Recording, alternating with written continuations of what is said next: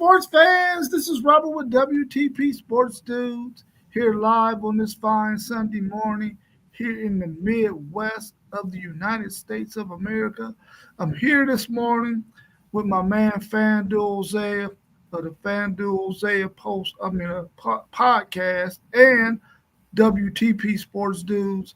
How you feeling this morning, my brother? Man, I'm feeling great, man. I'm feeling blessed, highly favored. Y'all know what it is. We back with another banger. We also got our man post game, another Midwesterner with us this morning. He's been joining WTP Sports News for a minute now. We love him coming on the show with us. We love his content. We love what he's doing. How you feeling this morning, bro? I appreciate that, man. I'm doing well, and I'm happy to be on with y'all this morning. The Midwest got something to say. For sure, for sure. And I don't know if y'all been paying attention to the WNBA, man, but the WNBA it's kind of been kind of like off the hook here lately, um, with some of the physicality. Let's tackle this question real quick. What is the WNBA becoming? Is the WNBA becoming more physical than it needs to be, or it is a way for them to make it entertaining? I think it needs to be ratcheted up like how it is. It's going on a good trajectory. I think the more physical basketball get, the more competitive it gets.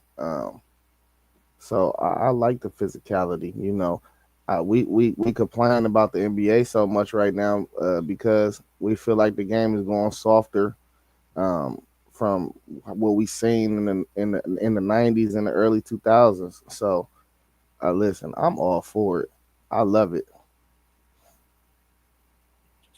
Yeah, I don't see anything wrong with the physicality of the game as far as the women goes. I enjoy it. I think it does attract the audience. The more physical they are, as long as they not killing each other, I'm fine with a little physicality in basketball, especially on the woman's side. So I don't have no issue with it, and I think it is entertaining. Yeah, I mean, I like it as well. I mean, my game started off as a defensive guy before I learned how to really shoot and do all that other stuff. I was a defender, man, so I was always aggressive. So I don't mind it. And I don't like the contact when I did develop my offensive game. So I like it, man. I think nothing should come easy when you're on that basketball court, just like nothing should come easy when you're on that football field. So to me, I like it. And like you said, as long as no one gets hurt and it's not like dirty, dirty, but if you go into the bucket, man, and somebody that you're gonna get bumped. It's a contact sport. It is not powder puff. So I don't mind it. And I like the entertainment side of it as well. I think when you know that a game is gonna be played with that kind of passion and physicality, you're more likely to watch it and want to be in front of your TV set or in those stands watching a game like that. I don't know how they people feel about the NBA and how it's sort of watered down a little bit, but I think it has affected the ratings when it comes to the NBA. So I'm quite sure that the women they want to keep it, and plus they seem like they got a little bit more. They ain't as friendly with each other as they are in the NBA. Yeah, LeBron did that in the NBA. People wasn't friendly until LeBron came around. Yeah, LeBron does a lot for the NBA. That's the answer to everything. Oh, LeBron James.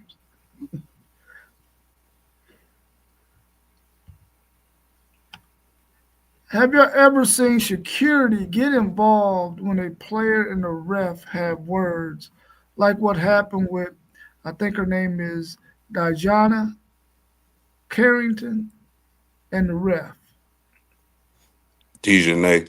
Dejanay. Okay, Dejanay. Man, she called the ref called the security.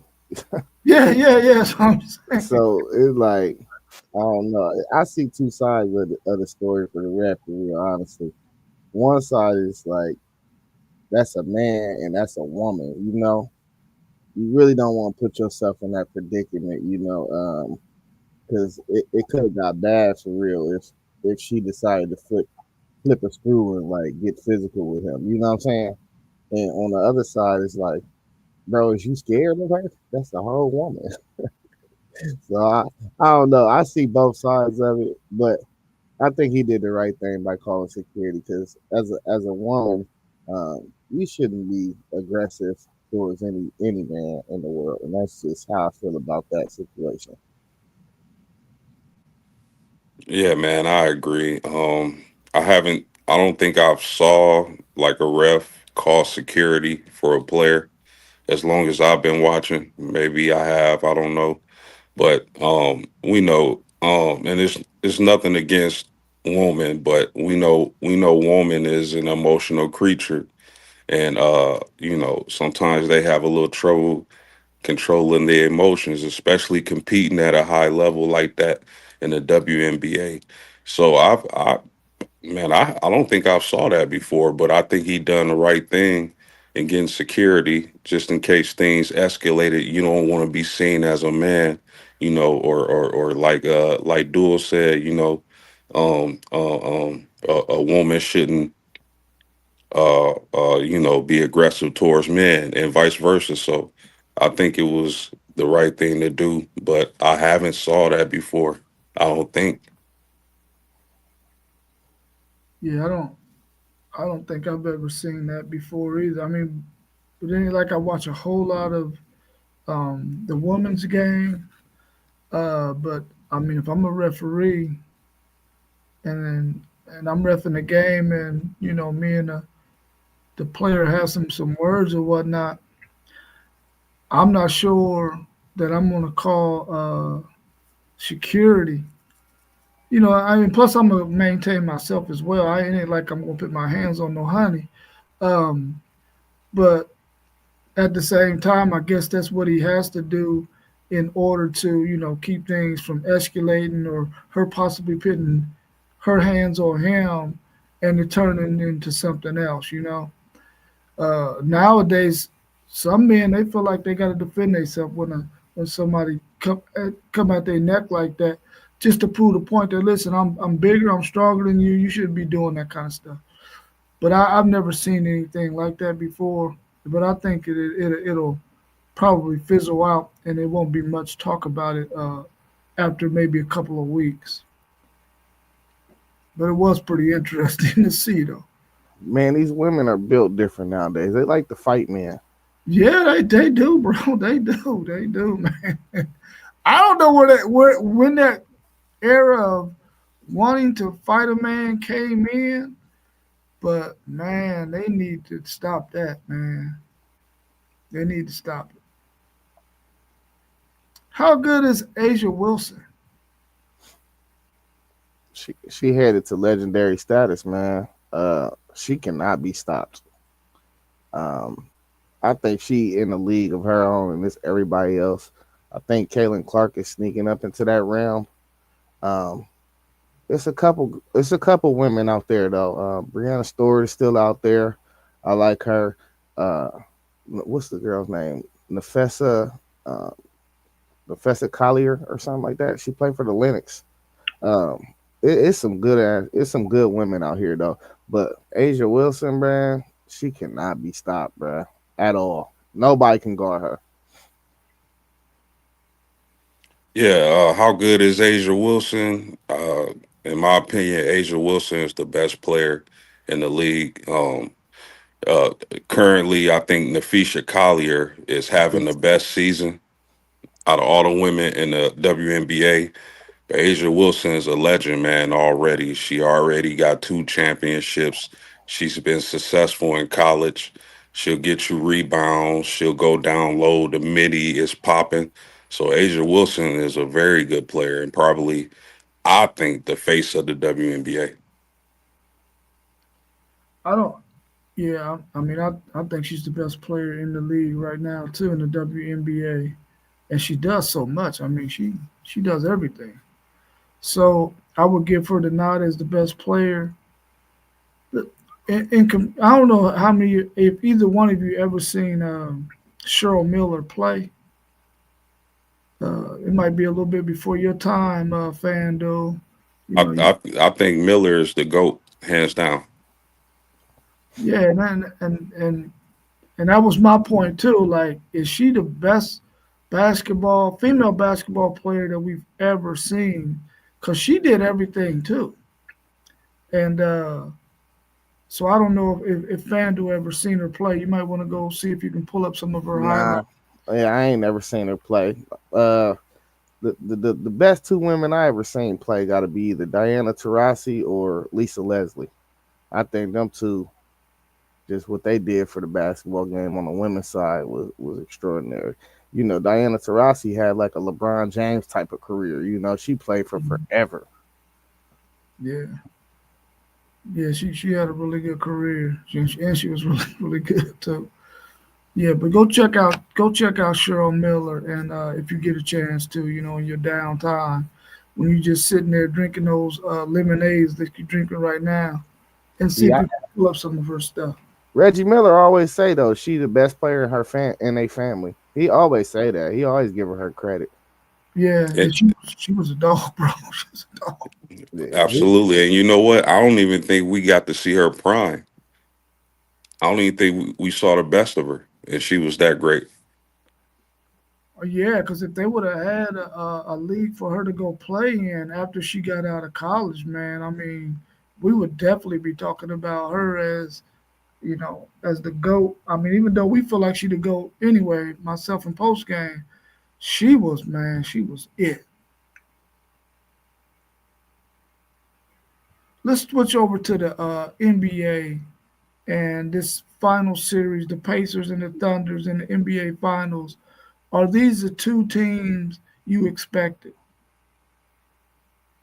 not even close. It's not even close. No.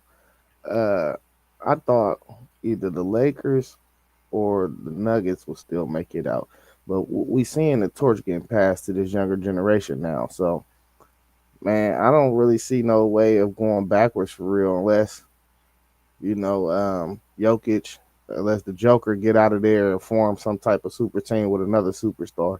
It's really the young dudes world now for real in the NBA. To me now, I think it's a whole new group of stars and superstars, a wave of superstars that we're about to see really storm the league.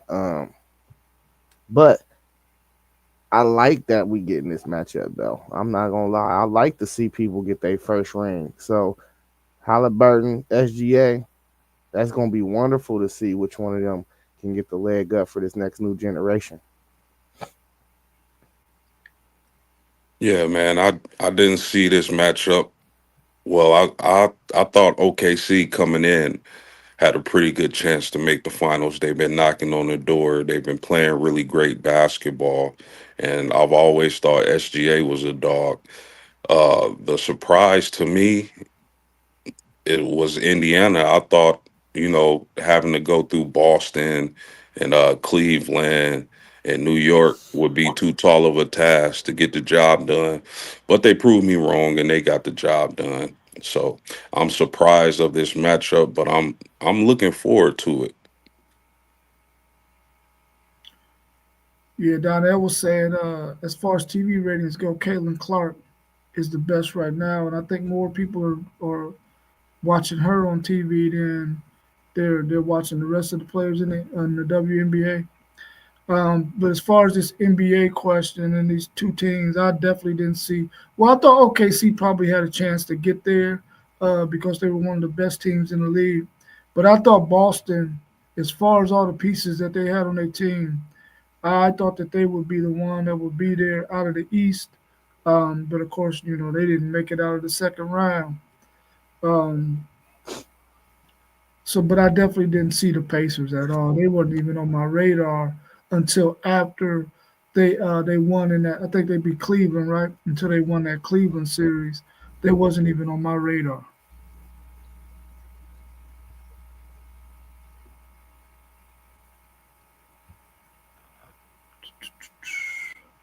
Who do you think will win, uh, or will this NBA Finals draw much in ratings, or is it just two teams that most of the fans in the country will probably not tune into?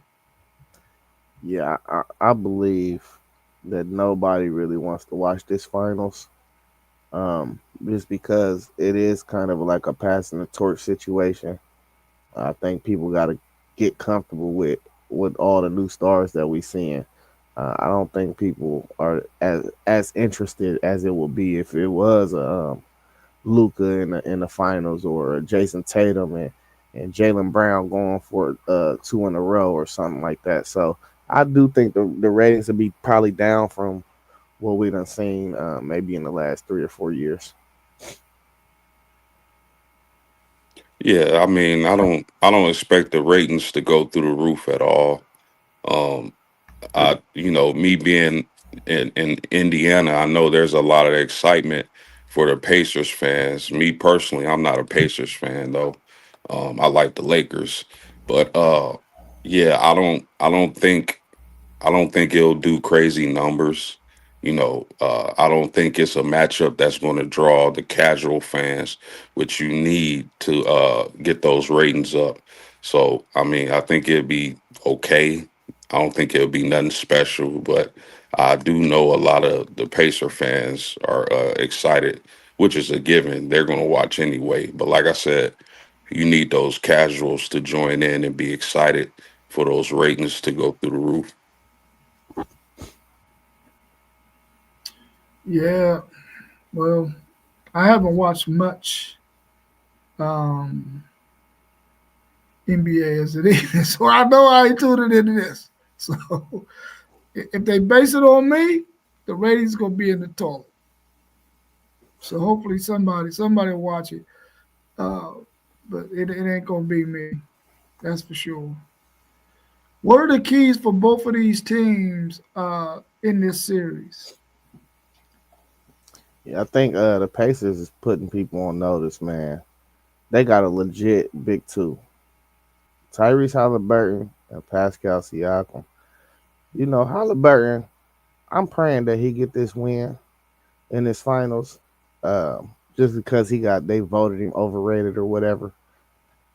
And I just want him to be able to talk his stuff like I'm better than all you dudes.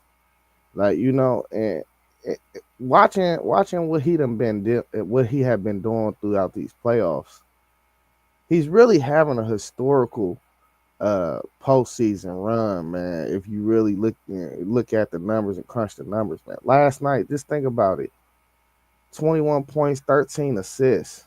Like we seeing really what the traditional point guard, because that's what he is. He's a traditional point guard. We seeing what a traditional point guard can do for you. Low turnover guy, always getting his guys involved. Yeah, they got a lot of pieces, but you wouldn't name one of them dudes as really a star on their team. He is a bona fide star. Um, Now they do got that bad man on the other side. That man, he announced himself 2 years ago. I remember he hit a 40-foot dagger against my Lakers on our Laker court. And he was like, I'm him. He was telling the world, I'm him. I watched that game live. When he did that, I was like, okay, SGA coming. But I want to see somebody, because SGA might be, I feel like, the league, because all these people are like, oh, we don't want to be the face of the league. You heard Edwards say it. LeBron hitting the media talking about why would anybody want to be the face of the league, and they always doing this and downplaying what we do and excusing this. So I think SGA is the next guy in line. He got the aura for it. He got the temperament for it. And this championship could help him go ahead and assume that role with all these guys that's about to go out the league that's 35 and up. But this matchup between SGA and Halliburton, I want to see if they gonna line up with each other. That's what I want to see. And I think the keys for both of them is Halliburton, Siakam. They got to play like how they've been playing. And then on OKC side, I think it got to be a collective effort of defense because they've been one of the best defenses in the league all year long. Yeah, I think OKC's defense is definitely a key in this matchup. I think Indiana wants to push the pace and get up and down the floor. Uh, but overall, I think it's just going to come down to who's the best player in this matchup, and that for me is SGA. I'm going to hear a lot from a lot of Indiana guys probably when this stream is over. But I like OKC in this matchup, and I think the key for them is going to be their defense. Their defense is some beautiful to watch, and if Indiana can't push the pace, I think they'll be in trouble. So the keys for me: defense with OKC and SGA being the best player in this series. If he is the best player in this series, because nothing Indiana, well, nothing. If this series goes Indiana's way, I'm past from being surprised anymore. I mean, they proved to me they belong. So if Halliburton or Siakam is the best player in this series, you'll probably see Indiana win. If SGA is the best player in this series, OKC will win. Yeah, I think for both of these teams, I think their their bigs are going to have to play really really well and give them an opportunity to let Halliburton and SGA do the things that they do, but they're going to need that additional help from their bigs. Um, I want to see if Miles can get off in this game um, against the OKC Thunder. I think he has a chance to have a big game against them, along with Siakam. I think that's how you say his name. I think both of them can have a really big impact in this game and sort of help neutralize SGA's defense. But if they think they're going to play like a perimeter style of play, then they might run into some issues. Um, but I mean I want to see a good series. I want to see it go seven. I ain't quite ready for the NBA to be over, even though I don't watch it. I still want it to go seven. I don't know that it will, but there's a good chance that it could though.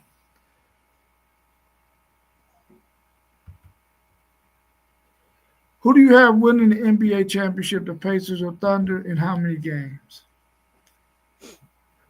Man, my mind wants the Pacers, and I want to say the Pacers is going to win the series, but my heart tell me the Thunder going to do it in five. Yeah, man. I just for all the homies that's Indiana fans that I know, I would like to pick the Pacers to appease them, but like I say, I got to keep it funky. I think OKC is going to run away with this series. I think they'll probably get it in five or six.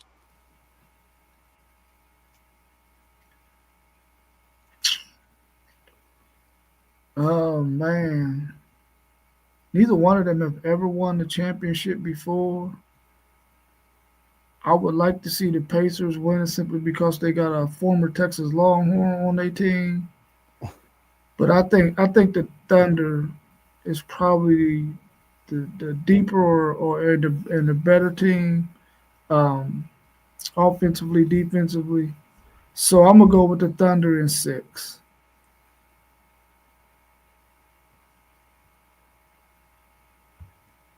When the time comes, will Anthony Edwards stay with the Timberwolves? Uh, nah, the market is too small for him, man. Um, like I said, I don't know if he's on his rookie contract. I believe he is. The guys always tend to sign that next contract after their rookie contract. It just only makes sense, you know. You would lose too much money if you didn't. So, matter of fact, he signed a contract extension. Okay, so he's on his extension already. When his contract is up, he signed a 5 year deal in 2023. When his contract is up, he's out of there because it's not going to be a way where they're going to be able to keep enough around him with how the salary cap is constructed nowadays. um, unless they draft well. Now, if they draft well, that's a whole different thing. But you got to think with him on the team, you won't get the top end talent in the drafts upcoming. So now I could see him definitely um, switching markets. It would be hard to pinpoint where right now while we speaking.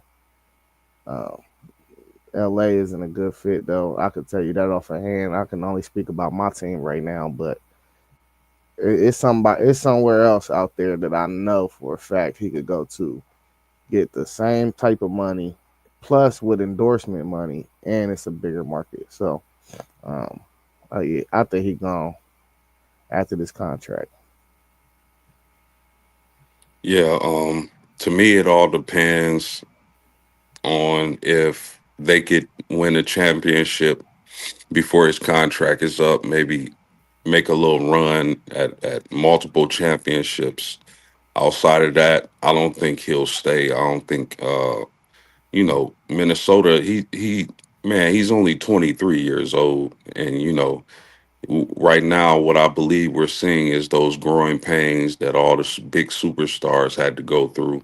You had to get beat in the playoffs. You had to get swept, let down, have a great regular season, but don't get it done in the postseason. We've seen it time and time after again. So if Minnesota can win a championship, which I doubt, I believe he'll have a good chance of re-signing. But other than that, he'll probably be on the move when he gets his opportunity. Yeah, I mean every star that has ever played at Minnesota has never stayed, so he won't be any different. Like y'all both said, the market is too small, and I mean, can you really truly get all the pieces you need to be around you in a market like that? And we all know the answer is no. Are there any good stories unfolding in the NFL right now?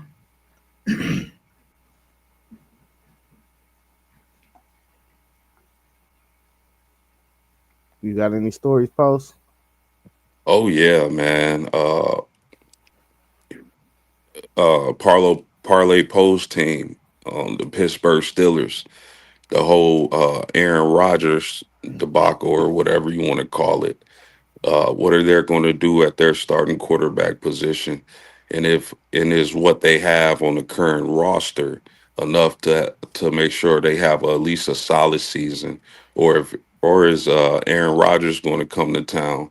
I believe me and Rob spoke last week. I said they probably have a silent deal, like a handshake deal with Aaron Rodgers, and they're currently just letting him do what he does, probably heal up, or from the Caesar or whatnot. But I think their starting quarterback situation is a exciting storyline, just from the outside looking in. And then I gotta say, the Indianapolis Colts with Anthony Richardson, we know that kid has all the talent in the world. Big, strong, fast guy, can throw bombs off his back foot. Can he progress enough to be the face of that franchise and be the starting quarterback and lead the Indianapolis Colts to where they need to be? Or did they bring in Daniel Jones to replace him? Or is that just okay, let's compete. We want to see you compete for the job. So the Kansas City Chiefs, man, did they do enough to improve that offensive line so Patrick Mahomes can be Patrick Mahomes? I like the weapons they got down in Kansas City. It's just about, what the Philadelphia Eagles exposed in the Super Bowl, with them not being able to protect him and give him enough time to get the ball down the field. So there's a few storylines that got me intrigued this offseason. Yeah, there's a few out there. I've been following the Aaron Rodgers thing a little bit, and I just I just don't really understand um, that whole situation. I mean, if you're gonna be with the Steelers, go ahead, get in camp, get to work, and get some camaraderie with those guys. Because that organization is an organization that that I feel like has always been family oriented. Those guys always seem to be really close. Um, they love each other, and Aaron Rodgers being the guy he is, he seems like he's always been in a bubble, and he don't necessarily gel with people. But I mean, I could be wrong. I'm quite sure there's some NFL players out there that he likes and they get along and they kick it and they do things together. But he need to go ahead and get in that franchise and start working. I'm anxious to see what my Titans are going to do. Have we gotten a good enough line? Do we got some receivers that we can really get the ball to, that can make plays for us? And will our offensive scheme change with Cam Ward as opposed to what it was like with Will Levis? I don't know if the offensive coordinator at Tennessee has the kind of mindset to build an offense around the quarterback that he has. I hope he does. But what I seen with Will Levis, that is not going to make it with Cam Ward. He needs something more than that. And hopefully they put enough pieces around him to be able to do something. Maybe not in this first year, but we should start seeing some good stuff in year 2, 3, and so on and so forth. Yeah, the only thing I got in this segment is uh Pro Football Hall of Fame. Y'all better induct my boy Simeon Rice from my Buccaneers. It's his time, bro. Induct my guy into that Hall of Fame, bro. I'm glad you mentioned that, man. I mean, do they have a cap on who can make it into the Hall of Fame each time? Is there a cap? Is there? I mean, you can't put in as many as you want. I think it is. I think it's a certain amount of each year that you can induct. Yeah, man. Listen, Simeon Rice. I'm not a Bucks fan, but I definitely appreciate that man coming off the edge, man, in that Tampa too with Big Warren Sapp. Those was the days, I tell you. Yeah, he played at Illinois, didn't he? Didn't he give you a Buckeyes hell? Man, chill out, man. I mean, that's what I think I remember him from first. Is from Illinois, him on y'all's ass. Yeah, I think they got to do something about that, man. Because there's now they got a serious backload of players who should be first ballot Hall of Famers, Yeah, man. but you done got all these dudes that you done left out for so long that now it's their time, and you got other first ballot Hall of Famers right now that they need to fix that thing, man. And I Yeah, understand it's a fraternity and everybody can't get in it, but for like back in the early '80s, those guys was in late '80s, '90s, those guys was going in first ballot Hall of Famers, and if you look at their stats now, those guys probably, if they were producing the stats they had then, now those guys would not make it into the Hall of Fame. They would not make it in, man, because guys have come along and who have surpassed their stats by thousands and thousands, and they probably wouldn't get in. But these guys can't get in because this big old log jam with all these guys who should have been first ballot Hall of Famers, but you can't put them in because now you got to be playing catch up. They need to fix that thing, man. They need to fix it. For sure. yeah. One of these days, I'm gonna read the bylaws and get a real good understanding on it. They got bylaws, but that's why you always see a different number down there every year. Yeah, yeah. And Yeah, it's how y'all feel about coaches going in? Should they have their own separate thing, or how y'all feel about that? Nah, I'm cool with that. Even though that do take spots from the guys that was actually playing, but it's the Pro Football Hall of Fame. You know, they got their own Hall of Fame in college too. So, I, I mean, I'm cool with it. I don't know. I think it just needs some revising for real. yeah, Yeah, the Hall of Fame is a real subjective like entity, like based on how they decide who gets in and who doesn't get in. But I don't have an issue with coaches getting into the Hall of Fame. Yeah. Who do you believe will be the odd man out at quarterback in Cleveland? Deshaun Watson and Joe Flacco. Uh, I think the odd man out is going to be what's the kid from Philly? What's his name? Kenny Pickett. Yeah, I think it's going to be Pickett and Watson.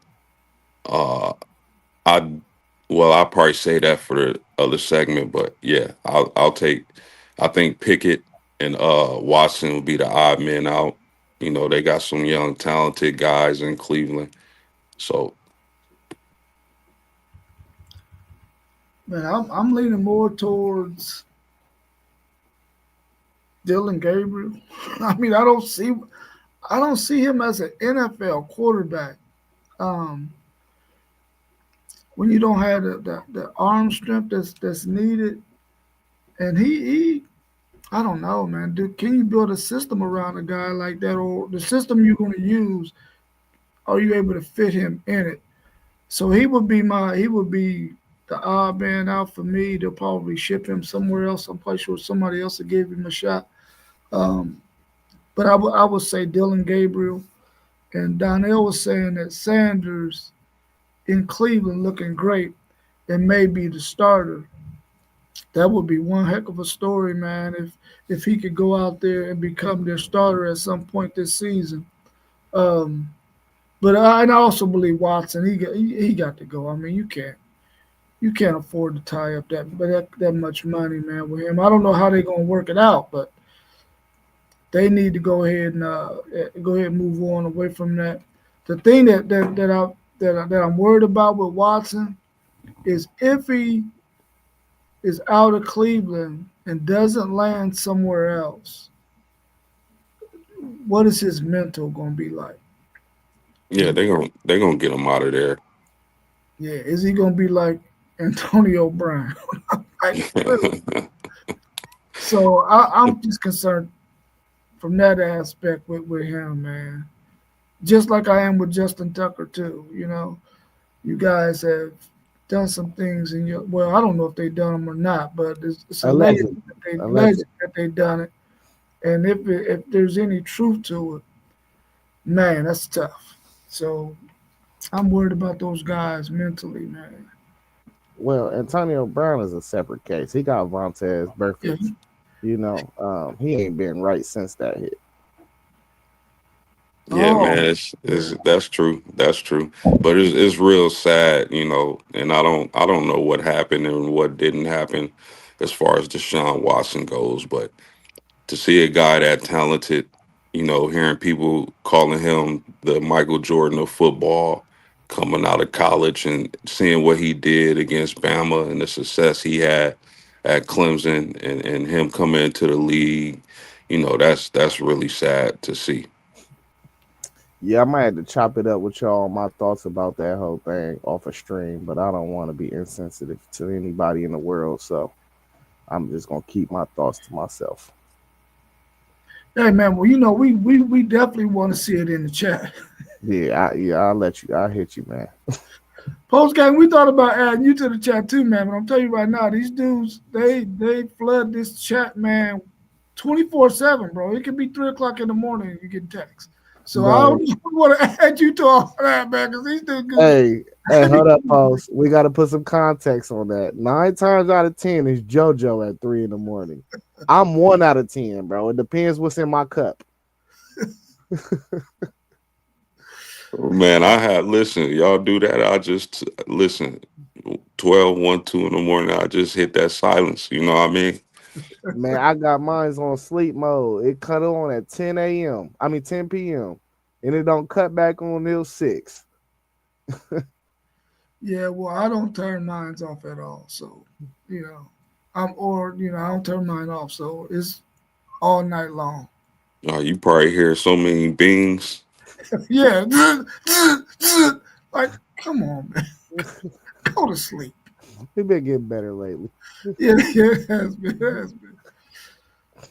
So the CFP 2026 will be 5 automatic qualifiers and 11 at-large bids, doing away with the thoughts of a 4-4-2-2-3, which will be 4 Big 10, 4 SEC, 2 ACC, 2 Big 12s, and 3 uh, qualifying large at-large bids. What's your thoughts on the 5-11 format? It's something that I think we'll move away from after we do a test run this year. Um, I listen. I think we need to get rid of the committee. Like the committee needs to be there, but they don't need that much responsibility because every time it's been a problem and an uproar is when everybody felt like the committee got it wrong. So let's figure out a solution to take the committee away from having to make so many decisions on who we're going to see in this postseason. Yeah, man, I like that. I like that. Taking it out of the hands of the committee. Because they not perfect. They get it wrong sometimes. Sometimes they get it right. But me personally, the was it 5 and then 9 at large bids? I don't have a problem with it. I mean, when you talk about guaranteed bids, I'm cool with that. But normally, what we see is the cream rise to the top. So whether they got a guaranteed bid or not, those teams are probably going to be in anyway. So I don't have a problem with the 5 and 9. Yeah, I mean, I'm cool with it as well because I feel like the teams that have a chance to get in will get in. The issue that I have with the committee though is I feel like they look more closely at um, or they favor wins over good quality losses, and you get a situation like we had with Indiana, where they had a good win total, but they didn't have no quality wins, and then you'll have a team that has a lot of they have their quality wins, but then they have some good losses against some teams that are up there as well. So I think they penalize you in your loss column a little bit too much. I don't know how they can fix that, but I think they'll probably look at it this year based on what how it turned out last year. Um, but I think they should look at the whole picture. Do you think they should bring back the computer as well and use the computer thing as well, along with the human side of it? Nah, I think after this year we're gonna move to 16, and I think it'll be easier to actually do a 4-4, and then what you say 2-2, and then that 3, and then that bid between Notre Dame and the next top at large team. You know what I mean? So um, I don't want the computer back. We already left them days. Let's just leave that in the past. Let's not even mix that with the new stuff going on. You know what I mean? So, but it's a way to do it. I think we just need to get to 16 and leave it there. Yeah, I agree. I don't think the computer is needed. Yeah. So Zay, you think they're gonna revisit the 4-4-2-2-3? Yeah, I think this was just a solution, a real quick solution to fix what happened last year because that Boise State Arizona State bye thing was so ugly to everybody. And I think they needed to nip that in the bud right now. And instead of actually doing all the leg work this year, I think they wanted to just test out this and see how it looked before making a decision to ultimately get rid of this 12-team format. Okay, so in terms of you think they will ever go back? They will go and say we're gonna let SEC have 4 automatic qualifiers, the Big 10 have 4 automatic qualifiers, the ACC get 2, and the Big 12 get 2. Yeah, I think that's gonna happen when we move to 16. Hmm, that's Yeah, I'm cool. I'm cool with those with the 4-4. and whatever. But I also like, I can't front, man. I also like the 5 and 9. I think that, you get the five conference champions that preserves the regular season and the conference championship game with the as far as the divisions. So either or, I'm cool with it, man. I'm ready to see some football. So a 5 and 9 to give us 14. So you think 14 will be a better format than 16? Is that what Oh, excuse me, I misspoke. 5 or 16. 5 and 12? That'd be 5 and 11. My bad. Yeah, I mean, I hear Joe Klatt say a lot about he wanted to be at 14. He think that's the best format. No, Joe Cladd like the 16 version. Oh, he liked the 16. Yeah, but the way that's what I so I think they need to call Joe Clatt because Joe Clatt is onto it. He has it all figured out, in my opinion. He wants the 16, but he still wants to play in between 13, 16 seeds and then the Oh, okay, 15, okay. 14 seeds, and then you turn it into an NFL playoff. So you got 14 teams left, and after them first games, you reseed to where the highest seeds play the lowest seeds, but you still giving the top two teams buys. So I like that whole way he fixed that whole thing, and I thought it played out real well in my mind. So that's what I'm hoping that we can get to. And he want them quarterfinal games from them top seeds to be played on the campus. Yeah, yeah, yeah. That might be the best thing about the playoff, the fact that teams can get a home game. I really like that, the fact that they can get a home game. Now, I guess the team that got to travel probably liking that, but I Tennessee like. hated that. I mean, yeah, Hey, hey, they felt it too, didn't they? Yeah, they felt that. hey, hey! It's a different story when you got to come out here to this Midwest, and we in long sock and hoodie weather, man. Yeah, for sure, for sure. Um, I guess that's all we need to talk about that format. But the whole thing, because not Chris Del Conte, that's Texas offense. I mean, athletic director Sankey for the SEC. You know, he was the one mainly getting the pushback on this whole 4-4-2-2-3 thing, and so he ended up writing a letter. You know, just to let people know this is what my thinking was because y'all just think I'm just some dude out here just trying to get everything I can get for the SEC, which is his job. But he was saying in the last 10 years, there's only been average of two SEC teams that have been ranked outside of the top 50 in the last 10 years, as in comparison to the Big Ten having an average of six outside of the top 50 and the Big 12 having eight outside of the top 50. So Well, he was saying, I'm vying for my conference because of this fact that listen, we always have really really good teams, and we only got two teams outside of the top 50. So we should be able to come to the table and say, hey, we need four. But he got a lot of pushback about that because they felt like he was, trying to leave everybody else out, but he was just trying to prove a point why the SEC should have what the SEC should have, which is four teams automatically in the 16-team playoff. He made a good point. It's hard to argue. yeah, we could crunch the numbers a little more. In the last 10 years, I don't know why he getting so much pushback. The ACC and the Big 12 should hop all the way on this because in the current format that we in, you would average, let's just say without automatic qualifying bids too, you would average actually five Big Ten teams, and it was average 4.5 SEC teams in the top Mhm. 12. So I don't know why they pushing back. They actually won short.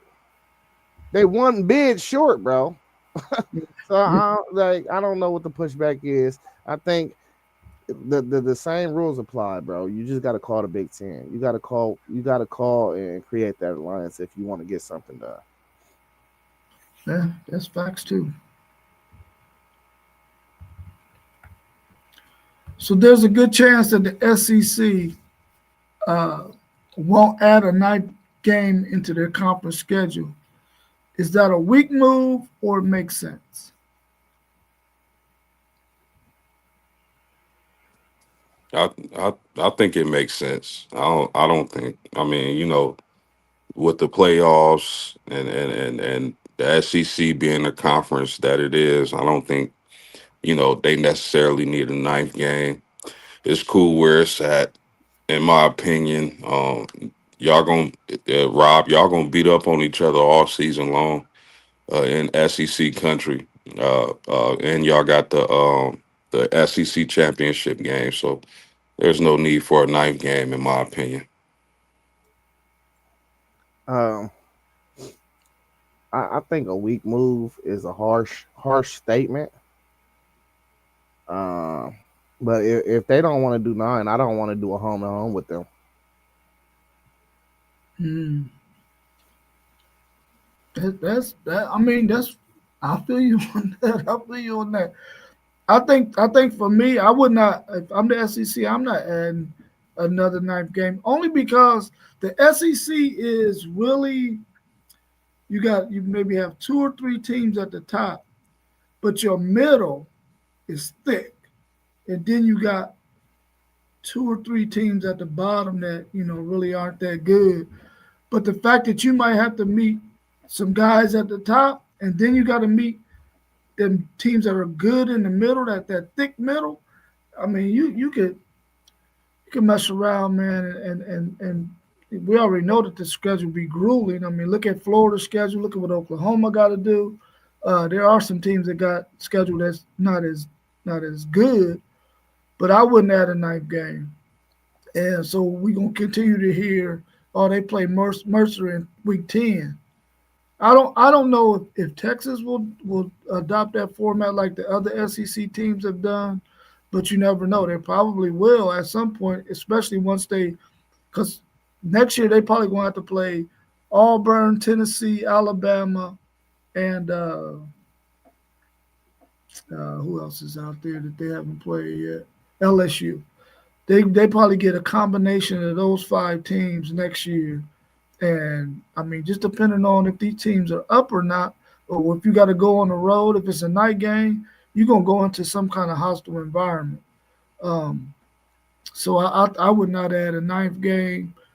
Um, but I understand the Big Ten if they just say, nah, you ain't adding a ninth game. We are not going to schedule a home and home with y'all in this ACC. I mean, it's SEC Big Ten interplay thing. I wouldn't do that if I was the Big Ten, because now they adding another grueling game against the SEC team, which will be 10 games as opposed to the nine that they got to deal with in their conference. Yeah, and then there's Notre Dame. I really like that video that you made post game. I don't think they got to see it. I think I was the only one who got to listen to it. But I think you made a lot of really nice points. So can you talk a little bit more about that here today? I mean, we've been over it, and we went over it and over it. And I felt like Notre Dame was getting a lot of hate on these YouTube streets, so I had to say something. Um, you know, I I guess I understand the gripe people have with Notre Dame and how they feel and whatnot, but for me, it's just like, okay, whatever. We still gotta play football at the end of the day. So I mean, anybody who disagrees with how they rock, they can say what they want, but at the end of the day, we play by the rules. Notre Dame isn't breaking any rules. So let's play football. Yeah, yeah. I like the way you worded it too. I mean, they ain't breaking no rules. They playing within the confines of what the rules say. And I heard you mention was it might have been UMass or UConn and somebody else that are also independent, but nobody ever says anything about those two schools being independent. Yeah, because they're not good at football, right? Yeah. So yeah, Yeah, they ain't football programs though. Y'all are, yeah, y'all got way more money than them. You cannot tell me that y'all don't have, even with y'all playing within the rules. That's why I keep saying the Big Ten and the SEC need to force y'all into a conference. You can't tell me y'all don't have an unfair advantage with not having to play a conference championship or any of that. Y'all can get an automatic bid every year. It's a yeah. I mean, it's an unfair playing field. All we want is fairness. That's all. hey, that's cool. If you feel that way, I have no problem with it.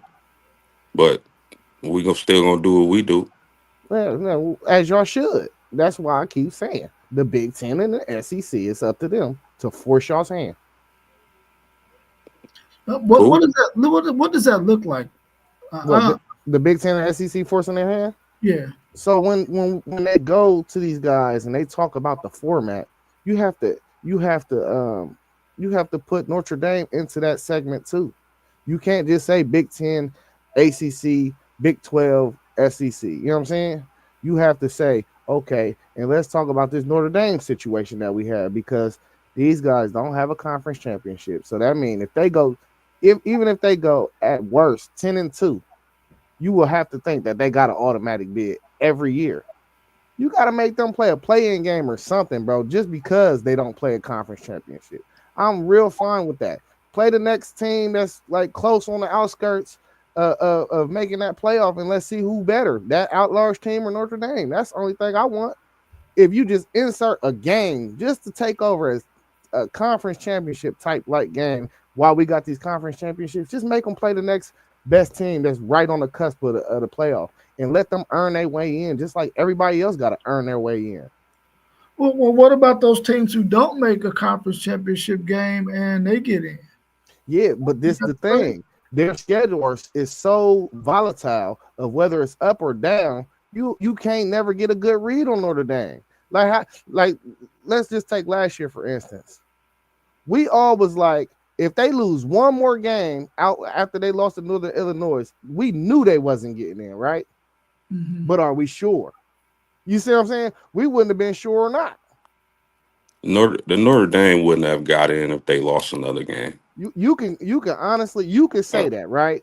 I But we believe I do believe not that. know that because I believe it. at the end of the day, I don't think that Ohio State received their correct seating. I think they base it off of just their feelings, and that's why I don't like the committee. There ain't no way we should have got the hardest path last year. There's no way.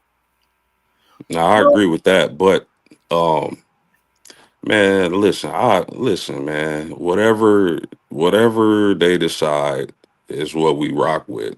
I just don't care. I'm here for football. Rob, you made a good point because sometimes just because you're in the Big Ten or the SEC, that doesn't guarantee you a stronger schedule than Notre Dame. I think we talked on the last stream I was on about Oregon's schedule. Big Ten team, Big Ten is strong, but that doesn't mean that every team in the Big Ten is elite. And Oregon's schedule on paper right now is looking a little light. They go undefeated. They're gonna be a top seed. So, I mean, everybody can have their opinion on Notre Dame. I don't give a damn. Let's play football. Whatever these committees and conferences decide, and until then, we gonna rock independent like we've been rocking for the longest. So it doesn't matter to me. yeah. I thought the committee did do something as it related to Notre Dame because they couldn't get a top four seed. And since they couldn't get a top four seed because they don't play a conference championship game, that was something that they considered with Notre Dame. But I guess this next format, if they're in the top four, they can get a bye. But I didn't know that that was going to be the case for Notre Dame if they were in the top four. But I'm almost certain that Notre Dame is going to continue to do what they've been doing. They ain't going to just go out there and schedule a cupcake schedule and think that because they like if I like we all feel like if they would have lost another game they wouldn't have got in. Now we don't know that for sure, but just as people on the outside looking in, and I'm quite sure the committee would have, some of them would have felt the same way.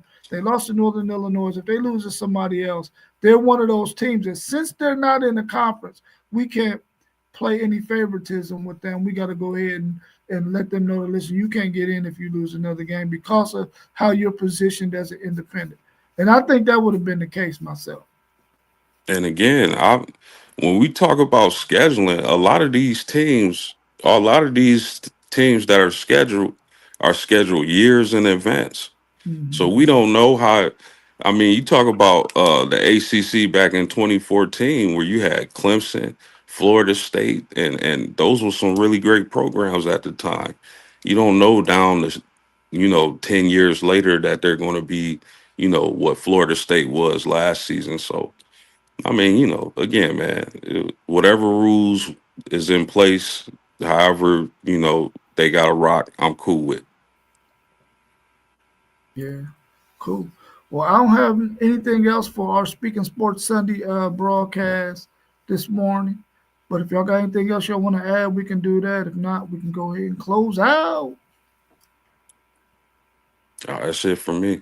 That's it for me. All right, cool, cool. Say you got work today? Yep. Okay, cool, cool. I hit up with you later on. I might come by the school tomorrow. All right. All right, y'all. Well, we out. Peace.